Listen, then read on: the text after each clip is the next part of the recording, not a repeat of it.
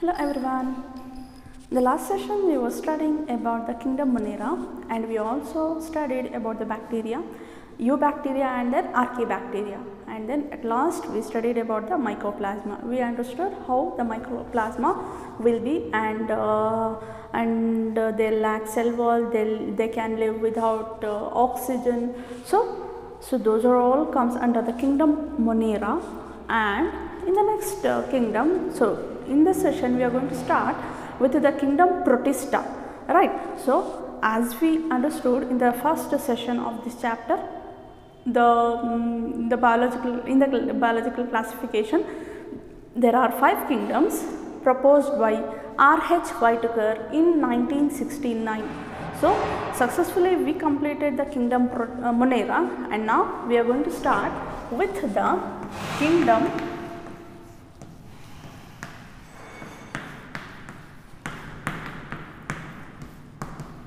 Protista.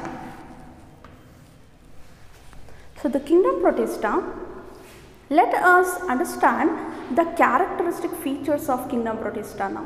Later we will go to the major groups of kingdom Protista. So the characteristics are as follows. They are single celled organisms. Single celled organisms like unicellular organisms. All the members are of unicellular organisms, and they are eukaryotic. What do you mean by eukaryotic?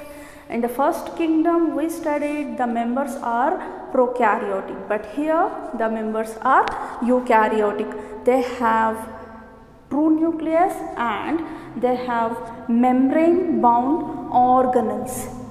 Okay, so the next is eukaryotic, single cell organisms and eukaryotic. And the kingdom Protistans, the kingdom Protista members are primarily they are known as aquatic. They are aquatic organisms. Aquatic organisms means most of the organisms lives in water, either in fresh water or in marine water. And kingdom Protista is known as the connecting link kingdom. To which kingdoms it is connecting? To the kingdom Monera and to the plant, and then kingdom Plantae, kingdom animal, kingdom fungi. So this kingdom Protista, it is acting as a connecting link to all the other kingdoms. Why so? How? Because, let me write here. So it forms a connecting link to the kingdom Plantae, kingdom Animalia, kingdom Fungi. Because the kingdom Plantae, kingdom Animalia, kingdom Fungi, all the members of these kingdoms are eukaryotic. One definition or one description I am telling here. All these members are of eukaryotic. But kingdom Monera is prokaryotic. The kingdom Monera's members are prokaryotic organisms. Except this, all the kingdom members are known as eukaryotic organism, but they are unicellular. In one cell, all the metabolic activities takes place. In which kingdom we are talking about? We are talking about kingdom Protista. And it's not like it is having tissues or organs or organ system, unlike kingdom Plantae, kingdom Animalia. These two kingdoms they will be having, some exceptions are there, but most of the members will be having the organs and then tissues and then organ systems. But here in only one cell, it should lead its whole life all the metabolic activities takes place in this cell itself. Unicellular and eukaryotic, and they act as a connecting link to the animals and plants and fungi. And then they are photosynthetic. Some of them, it's not they are, some of the kingdom Protista members are photosynthetic. They can prepare their own food. Okay, and some of them will be having flagella or cilia. Flagella or cilia. Flagella and cilia. What is the function of flagella and cilia? The flagella and cilia function is, it is used for the locomotion. Some of the members will not be having any kind of extra locomotory organ, but some of them they will be having a long flagella or a minute cilia. When I start telling about all the organisms and I start writing the diagrams of all organisms, you will come to know what I am talking here about the flagella or cilia. Okay. So, the next is, they reproduce by means of asexual and sexual. They reproduce by means of asexual method of reproduction takes place and sexual method of reproduction takes place in the kingdom Protista. How? Asexually the organisms reproduce by means of cell fusion. Cell fusion means the cell divide by itself and it give rise to two daughter cells. So it means cell fusion means the cell dividing without involving any gametes and all. But here, coming to the sexual mode of reproduction, in the sexual mode of reproduction, two parents involved. The two parents, first the parents produces its gametes. The gametes will be of male and female gamete. Those gametes fuse with one another and then they form zygote. After that, that zygote develop into new Protistan member. So this is how asexual and sexual mode of reproduction takes place. They won't ask you to write how the asexual reproduction takes place or how sexual mode of reproduction takes place. Only you have to understand the characteristic features of kingdom Protista. So next is as I told you here, I'll write that they have true nucleus and membrane bound organelles. True nucleus, nuclear membrane, nuclear pore and nucleoplasm, nucleolus, everything will be present. And membrane bound organelles means the organelles, all the organelles will be present inside the eukaryotic cell or inside the Protistan members. Okay, so the kingdom Protista, it has been divided into 5 major categories. In this book means in your syllabus, they have given 5 major groups of kingdom Protista. The first group is, the classification is as follows. The first one is Chrysophyta. Second one is Dinoflagellates. Third one is Euglenoids. Fourth one is slime molds. Fifth is protozoans. Yes, so these are the 5 major groups comes under kingdom Protista. So you have to write the note of it. Note means they'll ask you to write the classification of kingdom Protista. So if you ask any 4, that will be enough for 2 marks, but if I give you the unit test, I'll ask you to write all the 5 major groups of kingdom Protista. Then you have to write, what you have to write? The first category is, the first classification comes under kingdom Protista is Chrysophyta. Second one is Dinoflagellates. Third one is Euglenoids. Fourth one is slime molds. Fifth one is protozoans.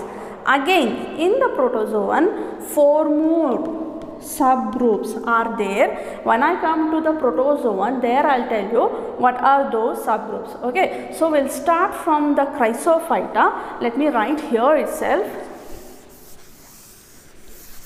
The Chrysophyta members, they include diatoms and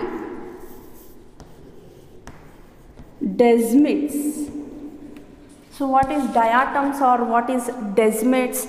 Diatoms and desmids are the examples of Chrysophyta. Okay, desmids, golden alga, commonly known as golden algae. Are you following me, my dear students? In the Chrysophyta, this is the first major group of kingdom Protista. In the Chrysophyta, we are going to start the characteristic features of Chrysophyta. Only we are going to understand the characteristic features by taking few examples. Since I have taken here 2 examples. The one is diatoms. Don't give a gap between di and atom. The meaning will change. Yesterday also I saw some of you have written like this. Please make it correct. This is not 2 words. This is the 1 word, nostoc, nostocs or nostoc. What is this? This is one cyanobacteria. Photosynthetic autotrophs, those are. Okay, diatoms and desmids. So we'll start now. These are, the members are aquatic. They live in freshwater or marine water. Maybe they are available in fresh water or in the marine water.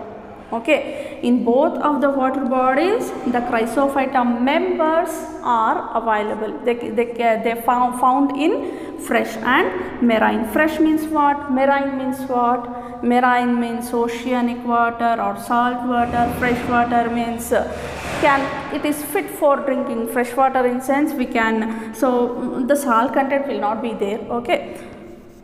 The next is freshwater and then marine. After the freshwater, marine water. So this is the first character of Chrysophyta. So how we are going? We are starting with the habitat of Chrysophyta first. The habitat is they live in freshwater bodies or, don't write here or, and you just make it correct, and marine water bodies. They are photosynthetic. They are photosynthetic. Photosynthetic means they are going to produce their own food with the help of sunlight. With the help of sunlight, they can produce their own food. Right. So that's why we are going to call that as photosynthetic. All right.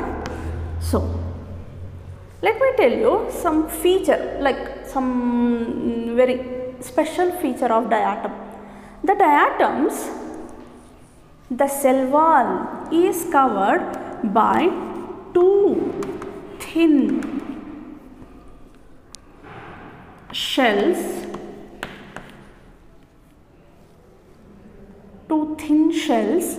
and it is covered to the cell. Let me write the diagram so that you will understand better. Can you see this? What I am writing here? Here I am going to show you the two outer covering shells. So this is one shell, thin shell, and one more shell. How they get fixed? How they get covered? They covered in the form of soap box. You might maybe you have at your homes. You do have the soap box in your homes, right? So how the soap boxes will be? Some of the soap boxes will be open, but some of the soap box will be covered. They will be having the cover, lid. So how the soap box are manufactured? So one plate will be like this, one more plate, it will be covered like this, so that like this, right? So like the soap box, here the diatoms outer thin shell get connected with one another like this, one above the other, here one above the other, so that they cannot separate. Okay, so what actually it is? The outer covering thin shell of diatoms. And one more thing to say here, the diatom's cell wall is deposited by a chemical known as silica. You have to remember this word, this sentence or this description, because so many times they asked in the midterm and in the examination they used to ask about this.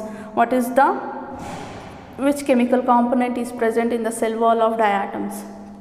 So your answer should be silica.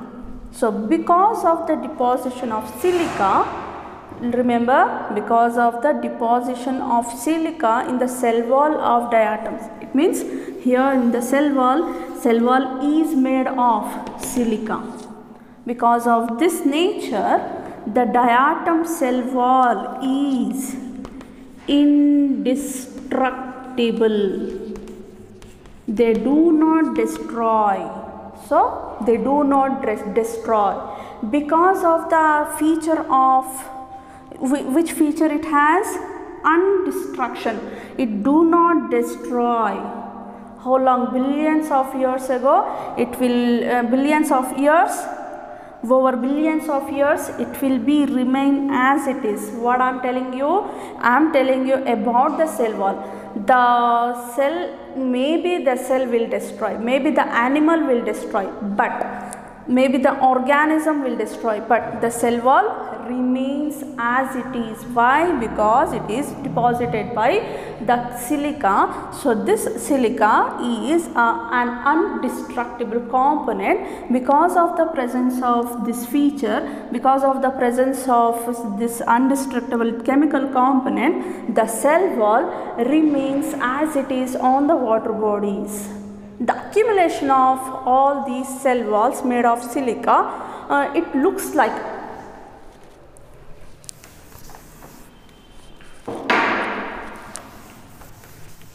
so. For example, consider a marine water body. I am talking here about the marine water bodies. Consider, so this is the diatoms. These are microscopic. Okay, can't see with naked eyes. Consider, just imagine, number of diatoms are present.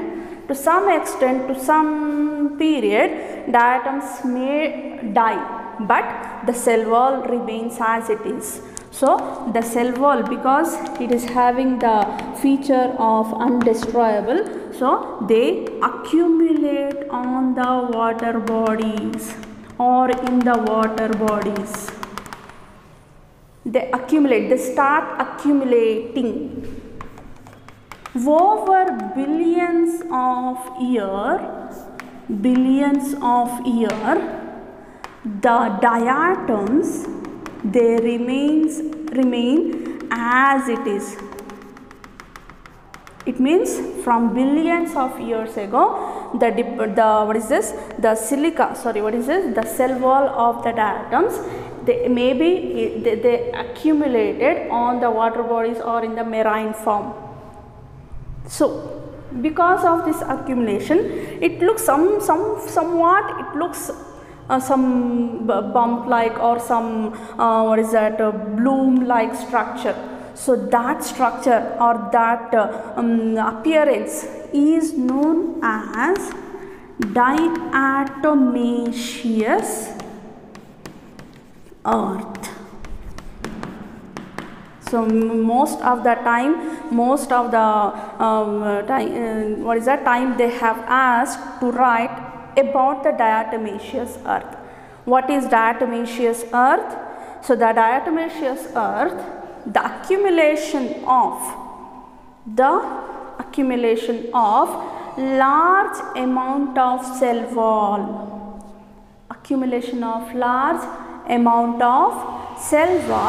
on the water bodies. How long it is going to accumulate? Over billions of years. The accumulation of cell walls on the water body refers to diatomaceous earth. It is known as diatomaceous earth. So point out this word 2 marks, it is important. Okay, so which organisms are going to prepare or going to form the diatomaceous earth? They are diatoms. Why so? Give reason. If they ask you to write the reason, because the diatom cell wall is made of or it is deposited by silica. So this silica is undestroyable because of the feature which is present in this silica. They start wherever it is present, they start accumulating one above the other. It looks like diatomaceous earth. So what is the use of, do it have any kind of use, any kind of economic importance? If it is accumulating on the surface of the body, do the people, the local people will live as it is? No, because it has highly economic importance. What is that? The one is, I'll write here, the economic importance of diatomaceous earth. I'm writing on that side. Okay, so importance, economic importance. So this earth, this soil, I'm going to call this as a little bit like a soil, a sand like, a soil like, because these are all the silica. If you know the nature of silica, it is somewhat like gritty in sense, somewhat a soil like or a sand like, porous like that you can call. So gritty, being gritty, the diatomaceous earth, it being gritty, it is used in the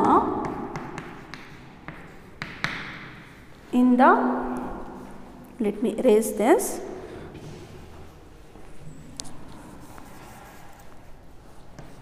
Polishing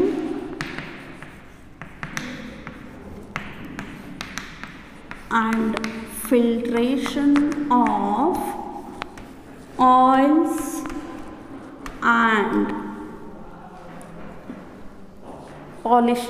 filtration of oils and syrups. Here I'll write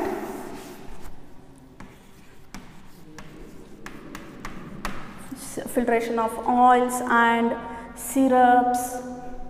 These are the importance of. One more thing I should mention here. That is, it is known as chief producers of oceans. Chief producers of oceans. It means what? chief, they are the main producers. Producers in sense, what they are going to produce? They are photosynthetic. It means what? They are going to produce their own food. Own food, producing own food means the other organisms are going to engulf or going to consume these organisms. So they become the producers of oceans. Alright, so these are all about the kingdom Protista and first group Chrysophyta. Here the important thing what you have to remember the examples, mention the maybe they ask you to write which organism is known as golden algae. One question, the possible questions I am telling you here. Write the chemical component deposited in the cell wall of diatom, most important and expected question. And what is diatomaceous earth? 2-mark question. And the economic importance of what?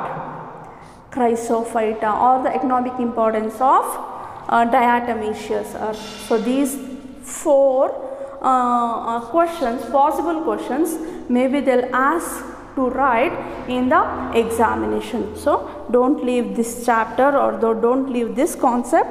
It is important. The next is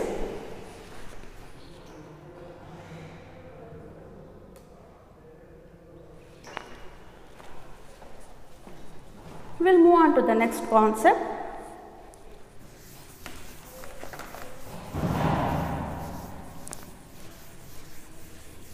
After the Chrysophyta, which major group do we have? We have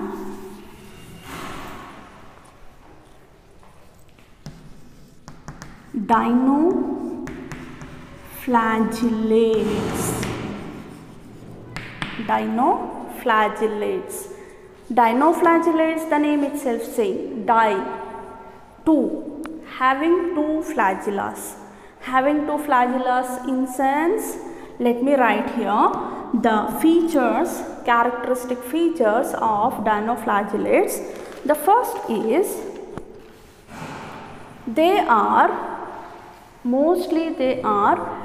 most of the organisms are photosynthetic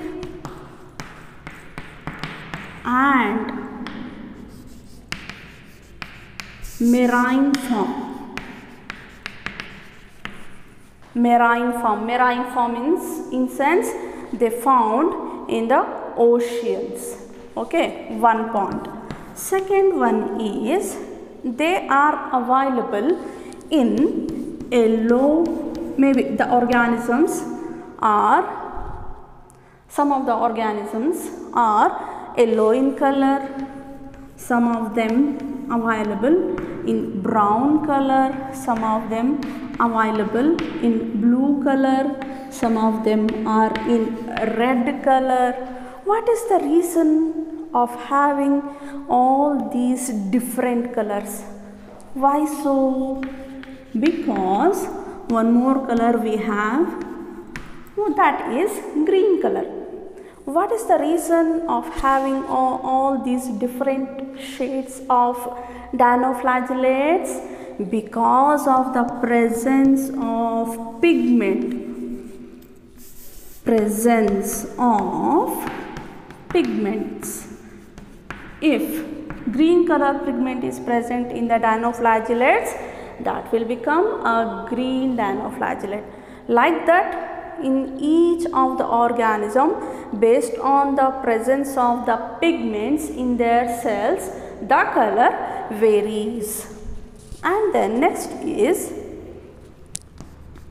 they have the capacity of rapid multiplication. Rapid multiplication in sense very fast, rapidly they used to multiply from 1 cell to 2, 2 to 4, 4 to 8, like that they keep on developing, they keep on multiplying itself. one organism is there in dinoflagellate. The name is Goniolax. Goniolax. Write it. Goniolax. What actually it is? The Goniolax are known as red dinoflagellates. You might have heard about the Red Sea. If you heard about this Red Sea, point my word, Red Sea. Why the sea looks like red? Because of the presence of Goniolax, which is in red color.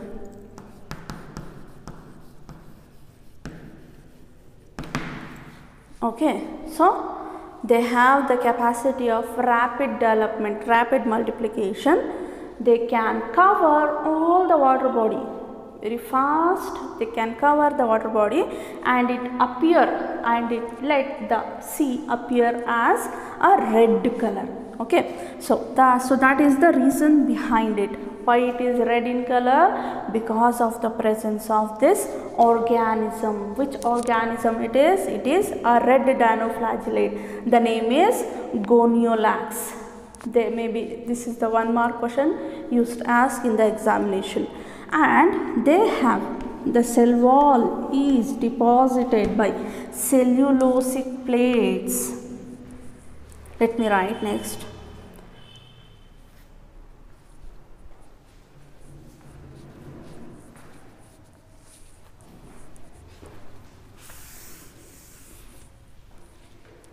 The cell wall has stiff cellulosic plates. How they look like? I'll write the diagram here. The Goniolax diagram I am writing here. I am drawing here. Okay.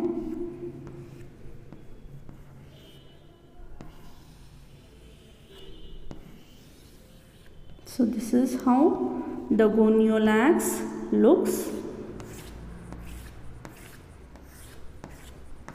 Remember, these are microscopic. Can't find any of the Goniolax moving in the sea. You can make out only seeing under microscope.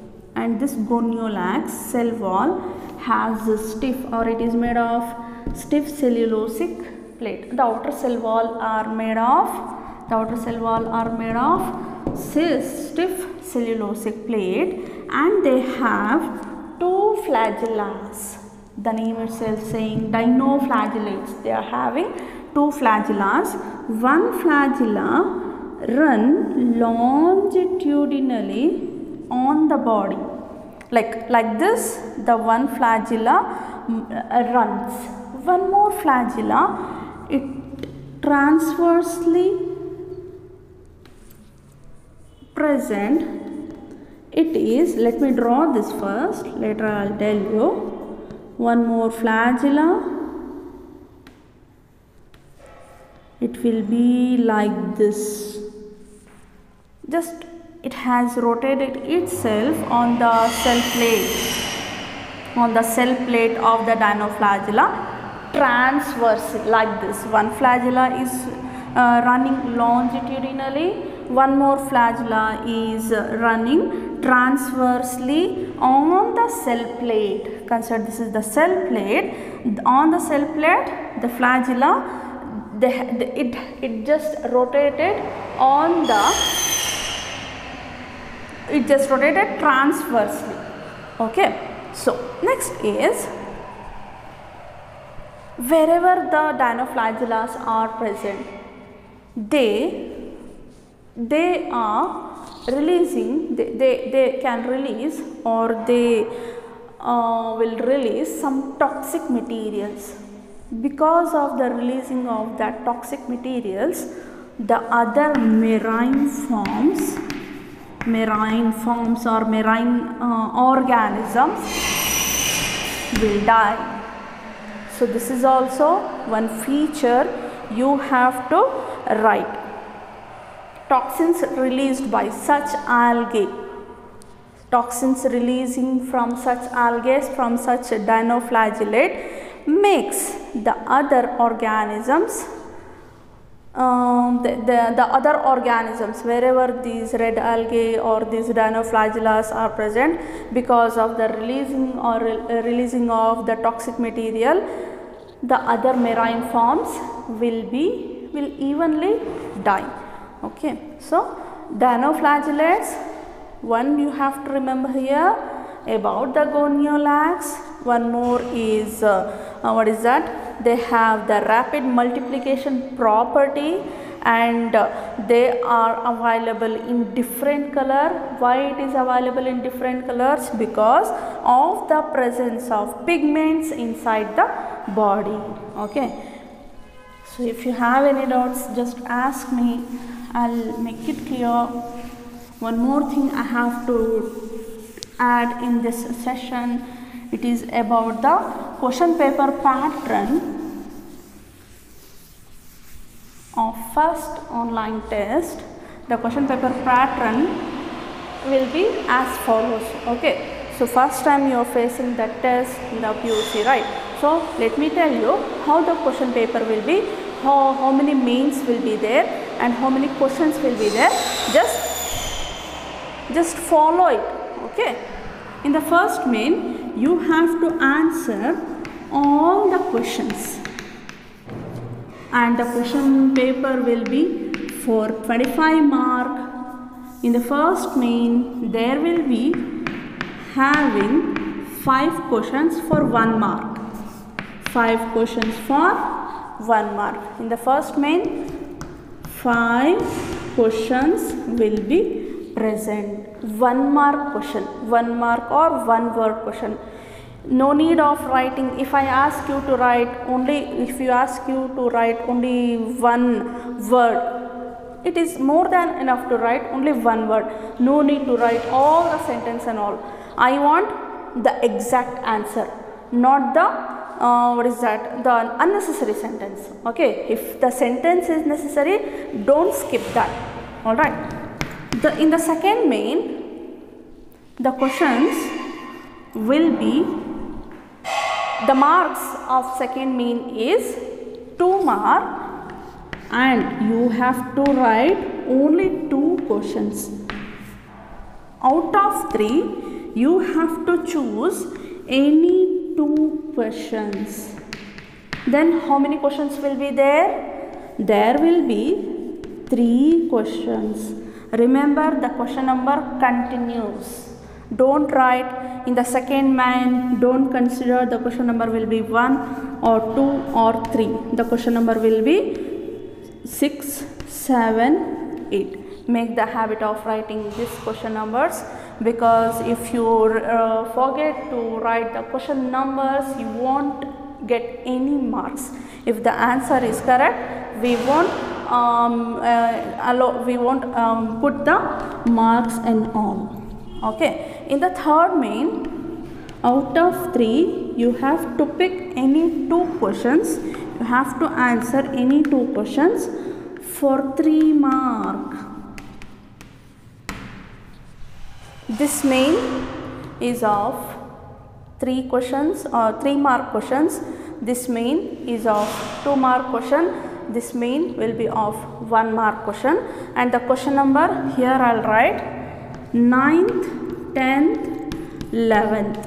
Okay, 3 mark question. Write only the diagram is necessary.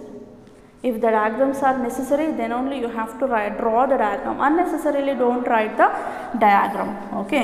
In the fourth main, out of 3, you have to write only 2 questions, any 2 questions, and the marks will be 5 mark, 2 questions, 10 mark. This main is for 10 mark, and the question number will go from 12, 13 and 14. Remember, my dear students, that syllabus of the first chapter is the living world. In the living world, I won't ask you to draw any of the diagram because the diagrams are not at all there in this chapter. Don't learn to draw the animals and all whatever they have given in the NCERT book. If I have given in the study material, you have to learn only the diagrams. Only you have to concentrate only those diagrams. Unnecessarily don't practice any of the diagram. Okay. So remember one more thing, in the assignment part I gave some questions, right?